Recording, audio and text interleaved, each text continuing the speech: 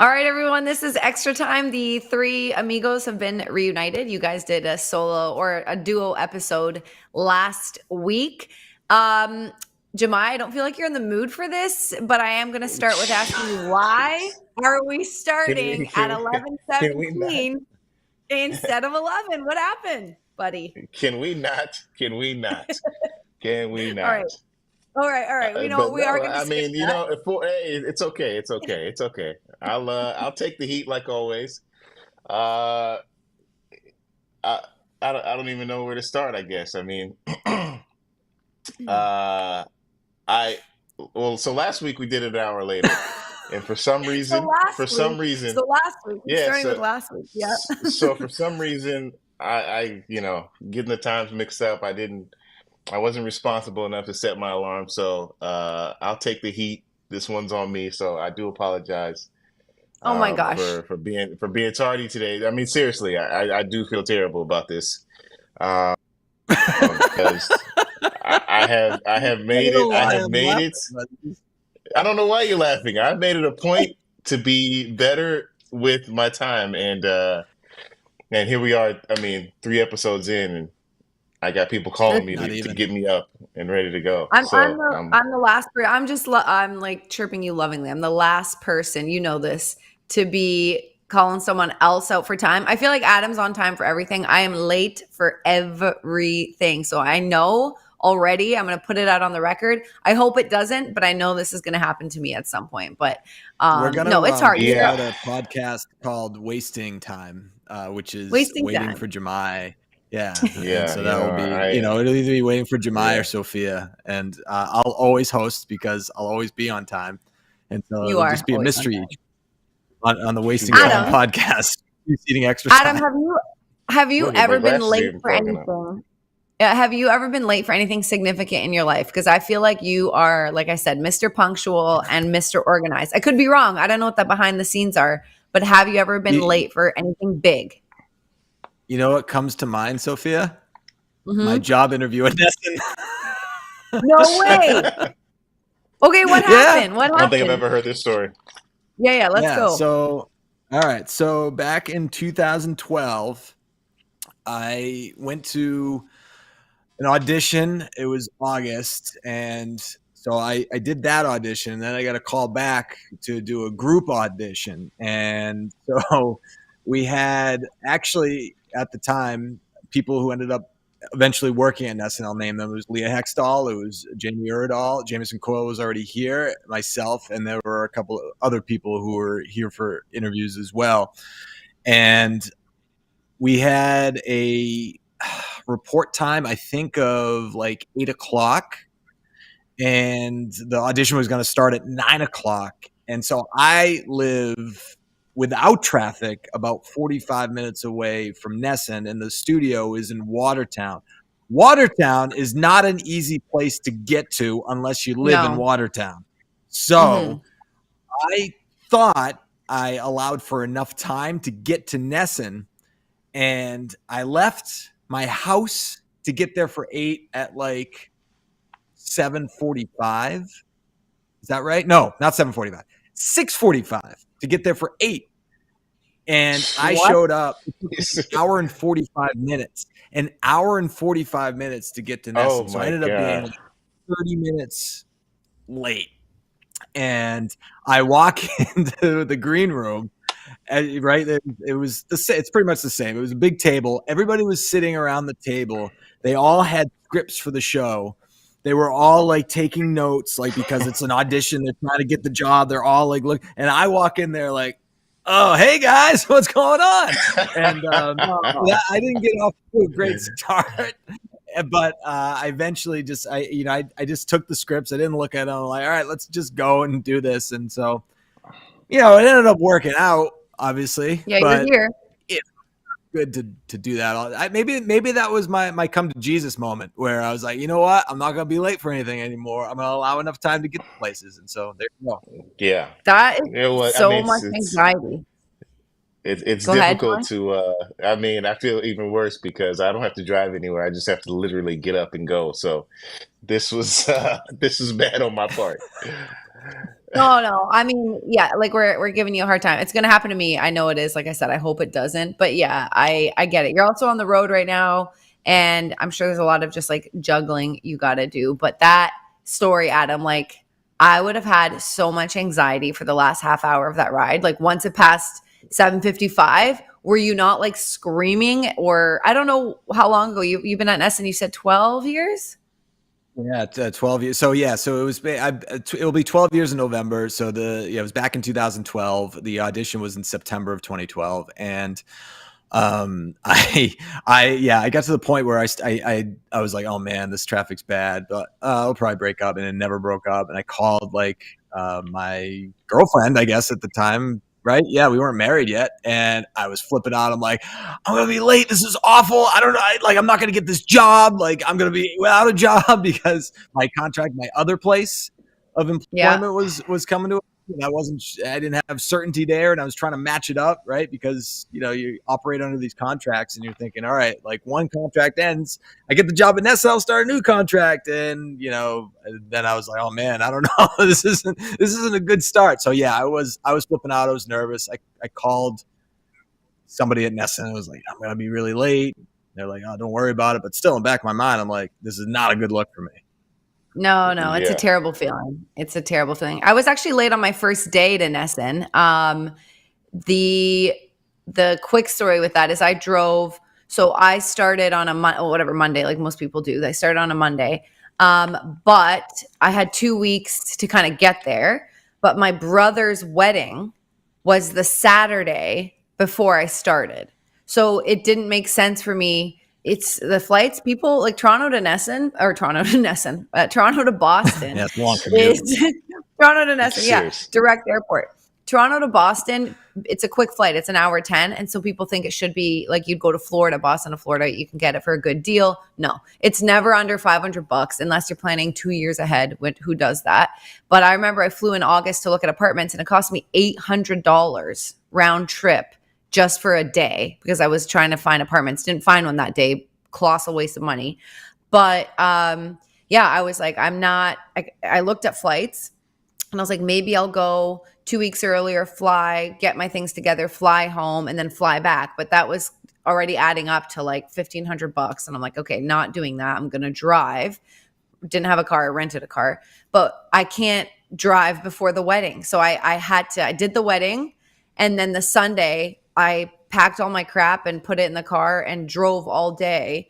But summer traffic, border, it's normally an 8-9 hour drive. It took me 16 hours. It took me double. I think I was at the border for 4 hours. Oh man, it was awful. And plus like stops and just summer traffic, I guess. So I got to the hotel I was staying at my first night in Boston at like 2 a.m. I had to return the car at the airport. I had to take all my luggage. I had to transfer to Uber, whatever, 2 a.m. And I had the jitters of first day, this and that. But same thing, getting to Watertown, even though I was staying pretty close. And the Uber and the morning traffic, I didn't know anything about Boston traffic. So I left at like 8:30 thinking I gave myself enough time. But even that little drive took like 45 minutes with the stupid Boston morning traffic. So I was about 25 minutes late for my first day at Nesson. Felt bad, but I already had the job. So felt a little better than I'm sure you felt with the audition, but it sucked. Jahmai, tell me you were late the first. I mean, you must have been late the first day. No, Nesson. actually, Come on. I was on time. I mean, I'm trying to think. I was staying in Newton, so Yeah. it was a close ride, and I got there. I didn't have a car; it was still being shipped from Denver, but I do remember being on time the first day. So hey, I got that going on you too. How about that? I'm doing much better in that regard. But this is just listen. This is just a friendly reminder that sometimes tardiness is just the human condition. It happens. We just spent 10 minutes talking about this, and I want Yeah. everybody to know this is my message to everybody. Time is a social construct. It actually does not exist. It's something that we use to try and get things in order so we all get on the same page. But listen, we just simply exist. This is how we operate. So I'm glad that that we're all on the same page with this because I Spoken guess like a man who's always late. I guess I Yes. wasn't late because nothing started before I got here, so I was right on time.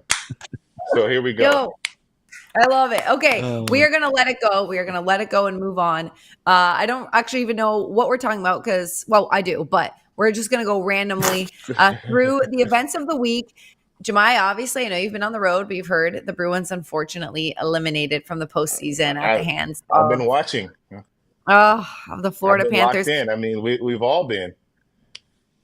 Yeah. Yeah. I mean, I really thought they were going to push for 7. I was sure of it. I was sure of game 5. So I want to start there.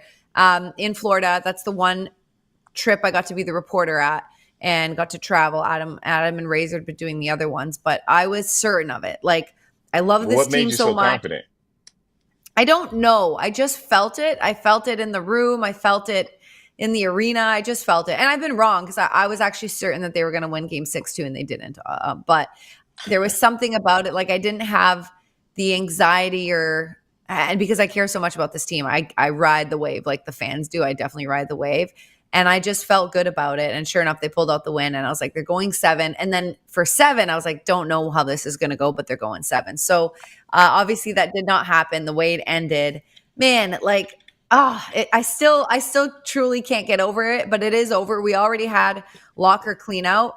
And I guess that's, kind of where I wanted to start. Adam, did you ever I think I did locker clean out the year before. Was this your first experience with the Bruins doing it? And what did you make of it, the guys' moods and how the team handled it and all that? I feel like I have done it before, just not as a team reporter. Right. So this was my first experience doing locker cleanout as a team reporter, having covered the team for the entire year. So it was a different experience for me because you develop relationships over the course of a season with the players, the coaching staff, the people who work behind the scenes. And it really Yeah. is sort of like a goodbye, see you next year type of thing. So while Yeah. you're talking to the players, they're the main focus and you want to hear from them, especially the guys that you think have a chance of maybe not coming back, hear what they have to say, get their perspective on it. In the back of your mind, you're thinking, man, this last time I'm going to see you too, and, so you try to, I think for me, after it, and it's a word like we're not like I just want to make this clear, like we're not like friends with the players per se, right? Like we're not hanging out on the road or doing all these Right. things, Right. but we have a work relationship with them. They're like coworkers, right? So, Yeah. just like I would with any coworker at Nesson, I'd have that sort of relationship. So anyway, so afterwards, after the scrums in the room, there were a couple of guys that had a good working relationship with that I talked to and kind of shook hands and gave a little hug, bring it in for the real thing and say, have a great summer. Good luck with the thing. Like in Brandon Carlo's case, it's like he just had another baby, so he's going to have a busy summer. And Jake DeBrusk, I will say this about Jake DeBrusk. A lot of uncertainty with him moving forward. There's a lot of criticism about his play during the year. We found out after the last game that he broke his hand during the year, Yeah. Yeah. which again was a revelation for most. Again, we have access to the team. I knew something was up with him. Obviously, we're not going to disclose that information. But anyway, the whole point of this was after he did his availability, Stevie D and I were walking out of the room. Photographer for Nesson catches Stevie Eats. It's fantastic on social media. It goes to all the ballparks and arenas. So afterwards, Jake is going to like the family room section stuff, right? And going towards that way. And on his way, like he stops us and like, shakes our hands like, thanks guys. Thanks for everything this year. It was great. Really appreciate everything. And we said the same to him. And so I really thought that stood out because he sought us out and did that, which I really, really appreciated because, as you know, both of you know, the season's a grind, and you're in it with these individuals over the course of the season, and when it comes to an end, whether it's the postseason or the end of the regular season, it's like, oh man, like all right, this is it for the year. It's crazy. So yeah. So Yeah. that was sort of the thing I had going. Yeah. I mean, Classy group. yeah, definitely. From afar, I saw the same thing, and I feel like I always see the same thing with the Bruins, but I liken it to like being on a moving train, and the thing is going 100 miles an hour, and then when the season ends, like it abruptly stops, and it sends like a shock to your nervous system in a way. And then you got, as you talked about, guys, like it's not, it's not,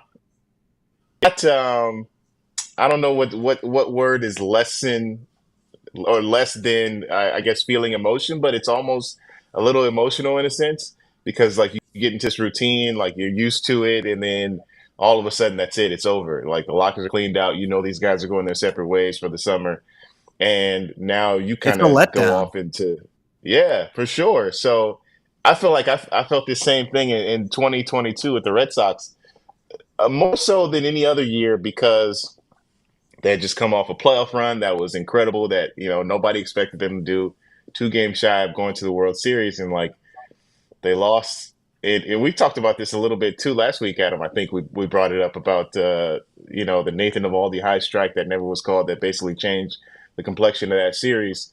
But they end the series, and then you're like back in Boston and guys are cleaning out their lockers. Some people are going their separate ways even before then. You don't see them again. And there's a huge roster of people, and some guys, like you said, won't be back the next year. Like this is like a one and done thing, and then the reality of that sets in, and then it's like, man, this was a great person, or this was a, you know, a great player, and you guys had a great relationship, and now you don't know when you see these people again, or like when your paths will cross, and that part is a little bit difficult, just on a humane level. If you know you've got this working relationship with somebody, you know, not knowing what their next step is, it's pretty much like like I said, a shock to your system. So I completely understand it, even from a different sports perspective. It's like the same situation. Yeah, no, I wanted to ask you about the difference between, or I mean, I know you haven't done a Bruins one, but what it's like in the Red Sox room. But I just want to say quick that I think letdown's a great word, and it is a shock. It's like it's over, and your whole schedule changes. It's like any abrupt change, whether it's good or bad. It's like your system just has to get used to it. But obviously, like Adam said, we care about these guys. We're not friends with them, but definitely friendly, and it affects our careers too, our lives. Like now, my life looks different in terms of scheduling and all that, and good or bad, it's different. But I will say last year in 2023, that was a completely different locker cleanout. Like that was crazy, the emotions because of them losing in, you know, they were supposed to win up 3-1 in the series, roles reversed down 3-1. So it was more like it's, you know, bonus, like, okay, they can do this. But Right. people weren't prepared for last season, obviously the historic season, and then Bergie, you know, retiring. Patrice Bergeron, is he going to do it or not? And the mood, Adam, last time, and by the way, I don't think we were out of there till like 3 or 4 p.m. We were done at like 11:30, 12. The mood was so different. Every guy who talked like just kept saying, I don't even know what to say. Like the shock was still, you could feel it. It was like palatable, and you could feel the shock. And even reporters were still, you know, who are neutral and impartial, were just, we were all like blindsided by it. And it was so different. And it's just sports, right? So like, you have to remember that for them, it's their lives. So it's not just sports, but it's not like there's an actual death or illness or something. So again, that perspective, but it felt devastating. Like it was just a devastating mood. And to the point where like I was depressed for a week. Like I didn't want to get out of bed. I was Oh like, this man. is terrible. I'm like, what's wrong with me? I'm not even them. I'm not even their partners or their families. But I was so sad. And this time, although it was really sad in the room, there was a different vibe. There was like a moment of, it felt like there was a bit of an acceptance to that. And, you know, they gutted it out. They tried their best. They fell short. Whereas last year, it just felt like the shock and the disappointment was like, it slapped you in the face. So very different. I wasn't too emotional with this one. But yeah, I don't know. They make pretty much everyone available. So just so fans know, they make everyone available in the Bruins room. A couple guys didn't talk, but if we wanted to talk to them, we could. They're all there that day. They're having exit interviews with their coaches. They're saying goodbye to each other. With the Red Sox, Jahmai, you said some guys are already gone. Like, how does that work? Do you request players? Does everyone speak? How does a locker cleanout work for the Red No, Sox? no, it's completely different. It's definitely you try to request the guys that you want to speak to, but some guys I mean, in some situations too, like I remember last year we ended the season on the road, and obviously there was no playoffs. We were in Baltimore the last series, so it was no playoffs, and we ended the year on the road. So at that time, guys would literally leave the last place, the last city you're in, and go to those countries to some degree, and they're gone. So you don't see them back when you get to Boston because there'll be a clean out prior to the series that you guys left. So pack their bags, ship their things to their homes, and then be out of there, basically catching their own personal flights afterwards. So if you wanted somebody, you kind of had to get them in the last city last year.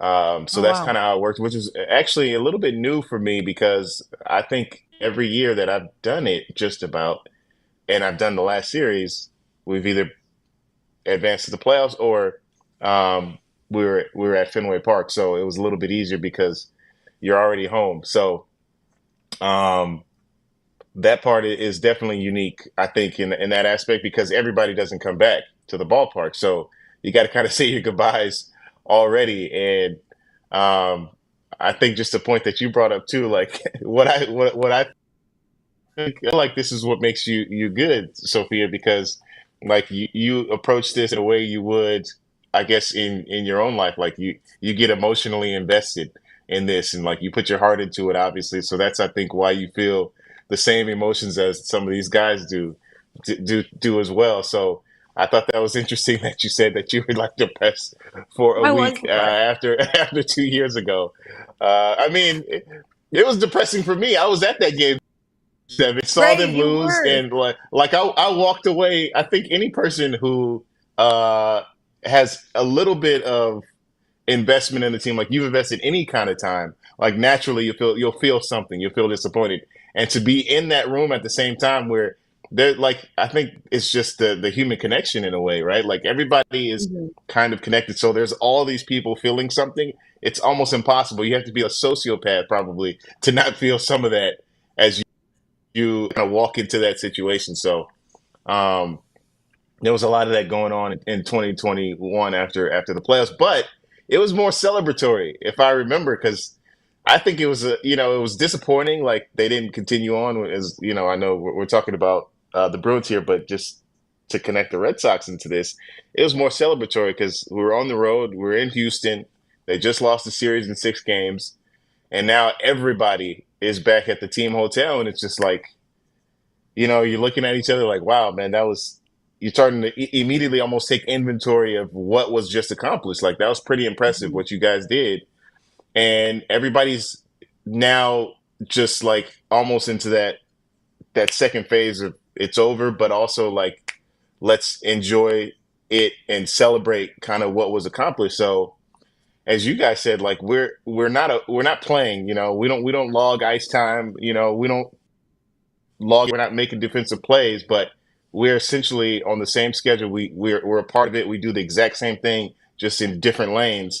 So like the time investment is similar, and then when it's over, that's the connection I think that everybody can appreciate because they respect you for the hard work that you do. You respect them for how they go about their business, and then like at the end, it's like, well, that's it. So it was very much celebratory. I remember Hein Bloom afterward in a conversation, and kind of just playing in his mind about, all the things that went wrong and like if this could have went right and kind of letting his hair down a little bit and just like talking pretty freely. So that's always interesting because when it's over, like people finally can just breathe because it's a lot of tension, it's a lot of anxiety built up when you're fighting for this thing that everybody wants to go for. So um, the season outlook, I think it's similar because it's professional semi athletes, guys who are driven and they have this exceptional talent, and everybody's special in their way, which is what got them to this level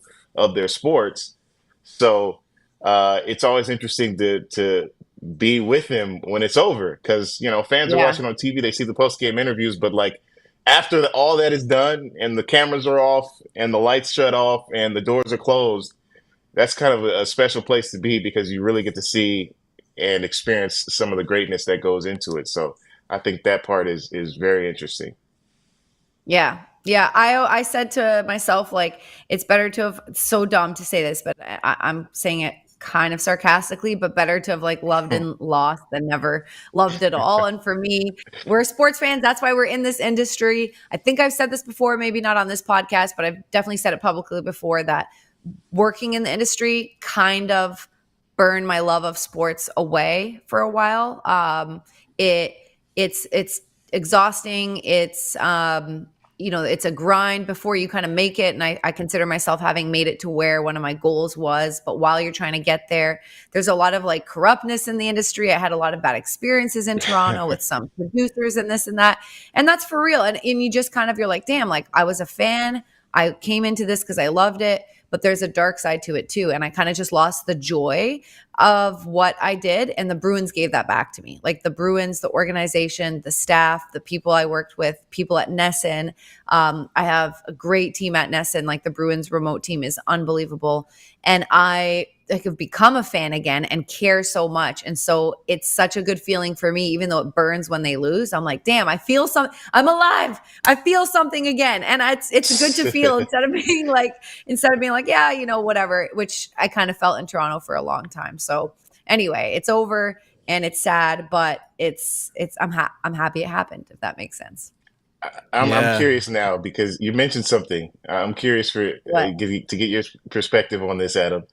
Do you feel the same way, like that you could be a fan of the sport, or do you kind of feel like it's a different lane for you? I guess because I feel like I enjoy baseball, like, but I don't know I don't know actually. I have to think about this, but I don't know if I would describe it the same way as you, as far as like feeling like a fan of being, baseball. I feel like I'm a fan of hockey because I'm not in Right. hockey. I feel Yes. like I'm a fan of Yeah. the NFL because Yeah, I I'm know not. I what feel you're like I'm a saying. fan of NBA. So it's, I don't know. What do you think, Adam? Yeah, that's a good question. I never really thought of it. I was actually going to add in, my perspective is a little bit different because I grew up here and because I was a fan of the teams growing up and Yeah. followed all of them very closely. I think that it's sometimes I take a look around and I'm like, I'm traveling with the Boston Bruins. Right. I'm this level at the Garden, and I'm traveling with the team. Like, what is happening? Like, I mean, 10-year-old Adam would have been beside himself. So, yeah, I have those sort of like moments from time to time where I'm like, I can't believe I'm here, even after all of the years of doing this. I mean, I've been at Nesson for 12 years. I've been covering teams for forever. Like different capacity. I almost feel like the new guy though, which is interesting, right? Because I started covering Bruins last year, like 20 games, but then I did it pretty much full time this year, and you have this sort of newness. It's got which was great. It's just like, man, I feel like the new guy, and I kind of like that because it's new, it's different, challenging, and but in terms of getting back to your question, Jahmai, like, yeah, I think I can compartmentalize. I can be a fan of the sport and of the team, but when you're on the clock, it's different, right? It's Like you're different. supporting the team, you want them to do well, but at the same time, you have to cover the team, right? And you have to ask questions like in hockey, intermission interviews, before the game, the bench interviews. You have to ask them questions like, I mean, if they have a crappy first period, they're down 2-0, and there was a cheap shot, let's say in the first period or whatever. I mean, your first reaction, to talk to the player coming off the ice, like that was crap. That was absolute crap. I am with bogus, right? Something along those lines. But you can't be like, all right, well, how do you guys respond after? You like have to sort of go, Yeah. get into reporter mode. So you have to be aware of that, obviously. But I think, I yeah, think I can compartmentalize that.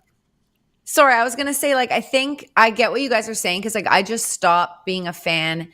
Again, this is back to my time in Toronto because I was really struggling with the career and the industry. And again, just the way it was treated by some producers or not valued at certain places. And so I don't necessarily mean I'm a fan of of course I'm a fan of the Bruins, and you get to know their partners and their families, their moms and dads and their siblings and everything. So you're a fan and you care about them, but I don't necessarily mean like the cheering part. I just like have so much joy in my job again. And that was lost. And I do Yeah. think it's normal. I'm not the only one. I know what you're saying, Jahmai. I talk to so many people at Nesson, and behind the scenes, like graphics people, writers or whatever. And I talk to my friends in Toronto, and the majority of them are industry people because you spend all your time with people at work. And they're, the fandom's gone too because it's just so associated with work and the grind and working weekends and working overnights and working late nights. So I don't necessarily mean like I'm a fan and that like it's hard to be impartial. It's more like the joy is back. And I remember why I fell in love with sports in the first place. And that's actually what I just lost. Like I was like, why am I even here in Toronto? Sometimes I'm like, do I even like this? But the Bruins have given that back to me. And actually when I was in Toronto covering the Maple Leafs, I just didn't love my job. I didn't love what I was doing. I didn't like going to the rink. And again, for reasons that were more just what I was going through and how the industry was, how other media was in Toronto. But I became the biggest Jays fan at the time, and this is like in my mid-20s, because it was the opposite of hockey. It was like that's when I could be like, it was in my off season. I didn't have to think about stats. I could just watch the game to watch the game, have a beer in the stands. I learned how to keep score, and I would do that. And so that kind of came back. And so I really, when I took this Bruins job, I was like, I'm going to do it. I just don't know how much joy it's going to bring me. And within like a month, I was like, I love this. And it's been 5 years. And I guess that's kind of what I mean. Not necessarily being a fan where you can be impartial, but where you care so much. And I'm like reading stories, looking up stats outside of my work hours, which I didn't do before because I was just like, this is work. Take a break. And I definitely still take a break, but I like look forward to catching up on all Bruins information. I just haven't felt that way in so long before joining that, Yeah, no, I Sounds mean, like you had a lot of I external wasn't. factors that contributed to that, so rather than the Yeah, sport yeah, itself, right? for sure, Yeah, for sure. yeah. I mean, I wasn't saying it like you're painting your face and you got the pom poms. No, no. No, I understand that completely because there's times where, yeah, no, for sure. I think for me, what happens is it gets to a point where like you get grinded down so long, you need those resets, and there's times where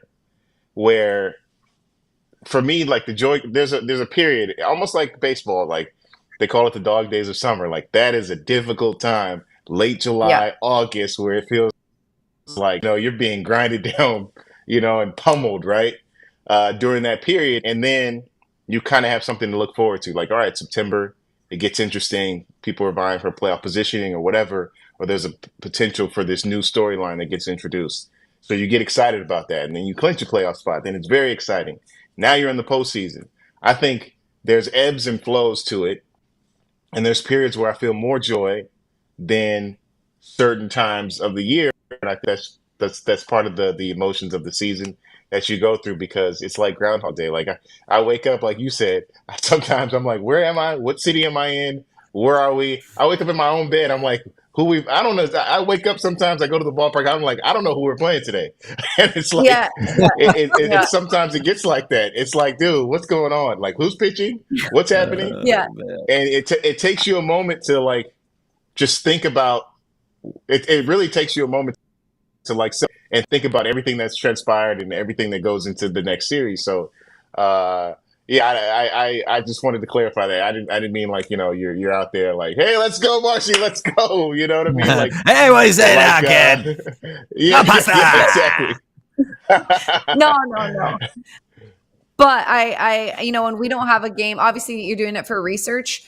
So the Nesson has a handful of, or most of the games, but then National has a handful, like TNT, ESPN split it. And when TNT and ESPN have it, especially if it's on the road, we're not going, but I'm obviously watching from home. So I know what to talk about, what's going on.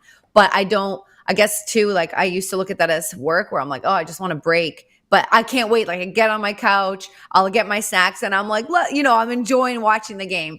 But anyway, listen, we could talk about this forever. I want to look something up because I want to say one thing that pissed me off yesterday, and I want to know your take. Babe. Oh, A small piss off. Hold on. Let's make sure. Okay, so I'm not going to say who this reporter was. Not a large. A small one, but one I just want your take. I'm not going to say who this reporter was, but there was a reporter yesterday in the scrums. All Boston media was there. There was a big group of people, but I heard him talking to a player. I'm also not going to say who the player was because I don't want this. I don't want them to figure it out. But it was a very good let's player just on the give it up. Boston Bruins. This is extra time. This is a part of it. Like, let's expose the full details. What are we holding back here? We're not exposing the person. This is something I've experienced with other reporters as well, and I just want your take. So this person, I'm looking up, and I'm 99.9% sure they have never played hockey at a professional level. I'm just checking this out right now. And they after the scrums where the media talks to players, people might have like a one-on-one, like a little moment, not like on the record, just off the record, like have a good summer, blah, blah, blah, like Adam was saying. So this guy's like, hey, it's been like a pleasure watching you play. You've gotten so much better. It's been a pleasure. I feel like you've really excelled at your game. Like I used to be a big critic of you. I didn't think you were that good when you started. That's kind of what he said. And the player's like, oh, really? Like of me? And he's like, yeah. And he said it in this like, I know he's trying to be nice, but this like condescending, like you've really grown, like you've really stepped into your game. And like, I guess he was complimenting him, but this is a really good player for the Boston Bruins. And I'm looking at this guy that like for sure could not strap on skates right now and do anything on the ice. And I'm like, I was just like, man, where is your line of like, you're a writer and I get that you're a critic of the sport and that's your job with fans. But when it comes to like knowing what it takes to be a professional athlete and what it takes night in and night out, and the way it was like a backhanded compliment, it was like, you weren't good before, but I've really like admired your game. You've really grown into it. And I don't know. I was so annoyed because I was like, damn, like, who are you? Like, I would never say that. And I've had fans who I think mean well, but it rubs me the wrong way. Like when fans say, Soph, I love what you do. You do such a good job. That's really nice. But some people have started it by saying like, you weren't that good when you started. You were a little green. Like I didn't love it. And I was like, you try it. You shut up. Like you come in and have someone in your ear when you're trying to focus on this and the lights and this and that. You try it. And I know that's like our job. So I'm prepared to be corrected. I know it's our job. We're front facing. We deserve to be criticized if we make mistakes and stuff like that. But it's just like this condescending way of saying like, oh, you weren't good before, but you're so much better. Like take this compliment from me. And it's like, dude, if you're Mark Messier or Wayne Gretzky or someone in the Hall of Fame, I'll take that. But if you're someone who's never played professionally in the game and couldn't strap on skates right now, like, why are you even saying that? Am I wrong? Am I out of line? Or how do you guys feel? All right. So Adam, I would say I'll let you take it. I'm looking at my phone. I'm trying to find if you've ever played, okay? The wheels are turning in my head, trying to figure out who this was about. And I kind of narrowed it down a little bit, but anyway, regardless. I would say, Soph, that first off, I don't know if this reporter plans on getting any one-on-one time with this player down the line because I think they didn't include a chance.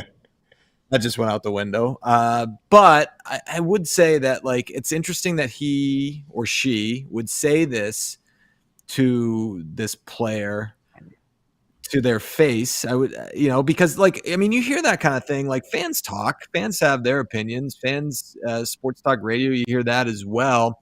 I think that's the setting for that type of conversation.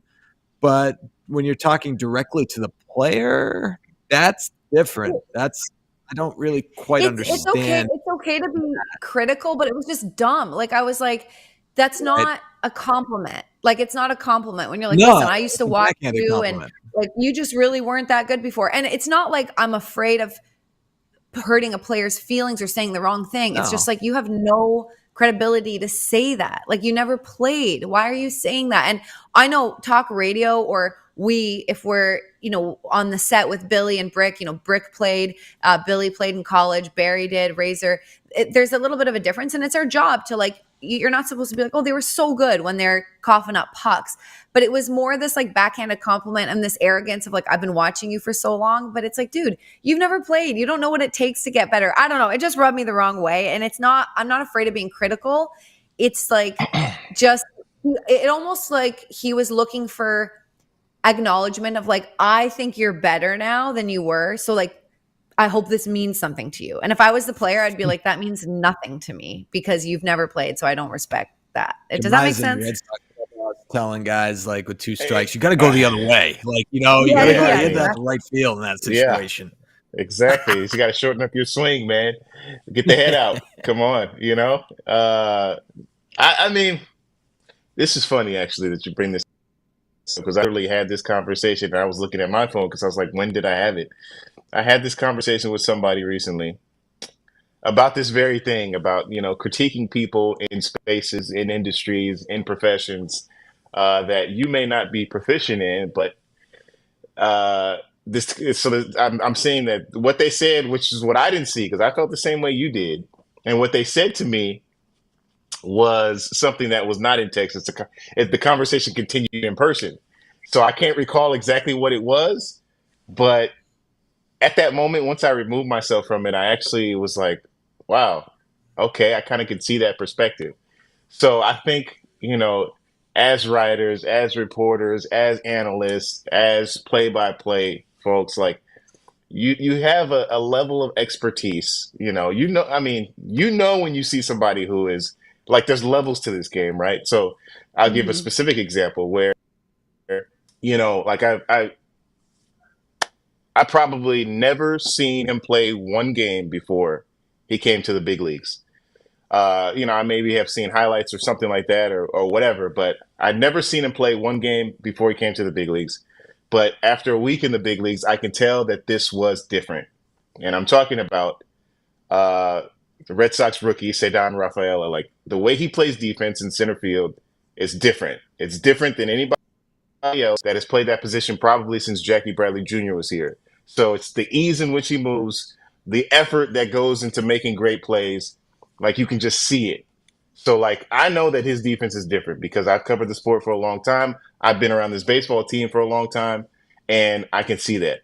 Now, I'm not an expert. I never logged one day in the big leagues. I didn't even have a cup of coffee in the big leagues. But I think that's where covering the sport, being around it, having that sense of when it comes to players like Hall of Fame caliber to All-Star caliber to maybe this guy's got the potential to be great or just good or a bench player. Like, you can see the differences. So I understand. I think, but my issue with that is like, I don't fault the guy for saying it like you do. Maybe because you have like a personal disdain towards this person, which plays into it sometimes. I don't. But I don't fault him for saying. I fault him for saying it to the player's face. I think that like, and people. I mean, listen.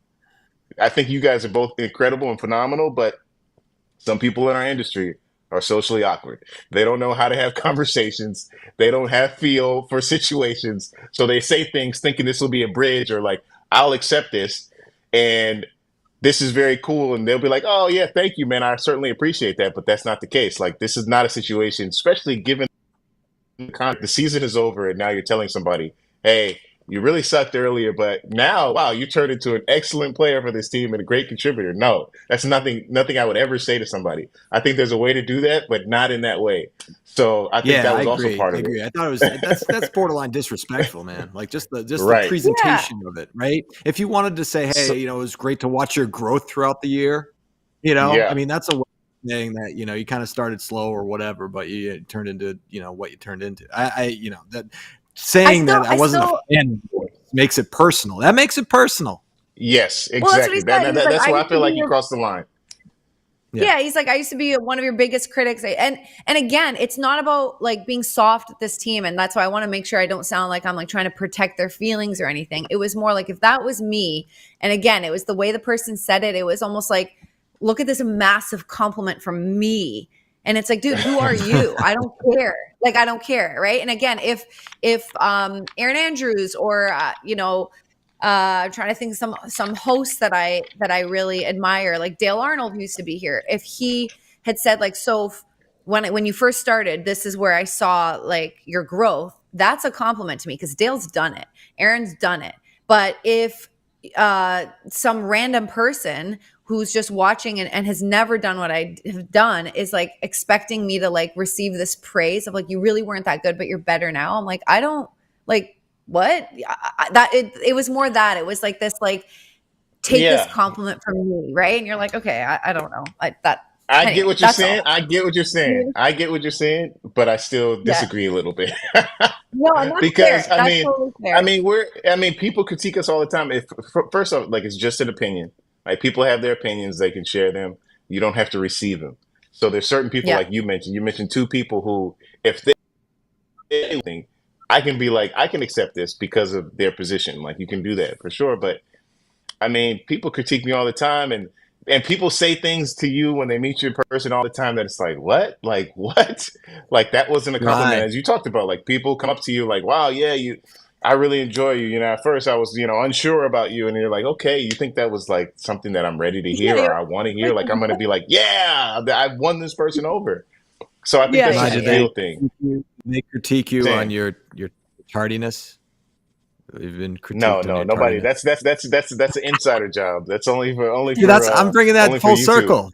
Full I was circle. And now gonna you know say, what you're gonna make this a thing. Now you know you're gonna make this a thing because this is what happened. I'm gonna tell you how this is gonna be a thing now, and I don't want it to become a thing, but this is the same thing that happened. So last year on the flights, I may have like going to different cities and going to different hotels. Like I have two phones, right? So I got one that is mine, and then the one is like Nesson's or whatever. So it's difficult to carry around two phones. So last year on the flights, I may have left my phone two or three times. And now every time Red Sox security, Jimmy Freeman, or like some of the flight attendants, or even people like I think Will Middlebrooks actually said this on the air one time. Like, oh, you got your phones, like as a joke, and like let people know, which is like, I mean, there could be a million people watching our games. Who knows? But anyways, he exposed this to the public, which is something that was oh boy, insider, oh and boy. other people have done the same. And now, literally, every time I run into Red Sox fans, and there's a specific one, and I'm not going to mention this person, like you said, but this person mentions it to me when I see them. Oh, you got your phones? Like it's funny, like it's a joke. It's like, bro, you weren't there. You don't Yeah. get to do it. But it's one of those situations where it's like, man, now it's exposed to the public. But I take it in stride because I'm a good sport. So just like I do this, I'll take it in stride like I'm a good sport. But yeah, that's No, just I it's get you. like, That's dude, annoying. It's like that's not it's your very joke. You weren't it kind part of of it. irritates me. Yeah. Yeah. I can tell. But Well, on that it's note, all though, good. we got the rap signal, so I don't want to start late and end late here. But Oh my Jahmai, gosh, here we go. I'm I'm kidding. ready. So Come Jahmai, on. Okay, we started late, and the reason we're ending late. That's no, perfect. no.